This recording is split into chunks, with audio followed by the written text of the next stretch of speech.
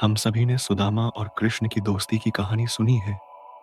कैसे सुदामा ने मुट्ठी भर चावल देकर द्वारकाधीश से असीम कृपा पाई। लेकिन बहुत कम लोग जानते हैं कि सुदामा के जीवन में इसके बाद भी एक अनसुनी घटना हुई थी। सुदामा की वैराग्यपूर्ण जिंदगी। कृष्ण से मिलकर जब सुदामा अपने गांव लौटे तो उनकी झोपड़ी की जगह महल खड़ा था। गांव वाले उन्हें राजा कहने लगे, पर सुदामा का हृदय पहले जैसा ही रहा। न कोई अहंकार, न कोई लालच। कृष्ण का वादा।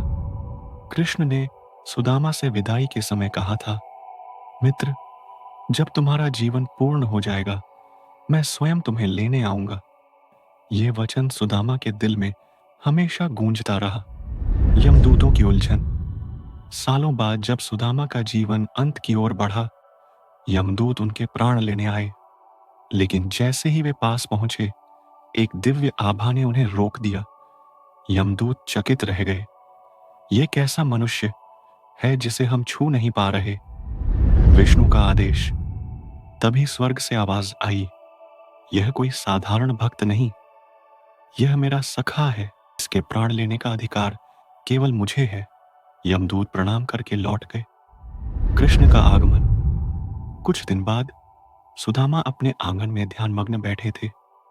आकाश से दिव्य रथ उतरा। कृष्ण स्वयं उसमें थे, पीतांबर धारण किए। चारों ओर दिव्य गंधर्वगान हो रहा था। अंतिम मिलन। कृष्ण ने सुदामा का हाथ थामा और कहा, मित्र, वचन निभाने आया हूं। अब चलो, मेरे धाम में तुम्हारा स्वागत है। सुदामा की आंखों में आंसू थे, पर होठों पर मुस्कान। दिव्य प्रस्थान। कृष्ण के साथ सुदामा का दिव्य रथ स्वर्ग लोक की ओर चला।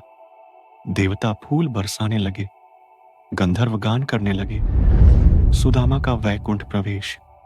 वैकुंठ में सुदामा को स्वयं लक्ष्मी जी ने स्वागत किया। वहां सदा आनंद, शांति और भक्ति का साम्राज्य था। शिक्षा।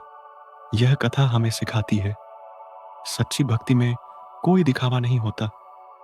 मित्रता में भी भक्ति छुपी हो तो भगवान स्वयं वचन निभाते हैं।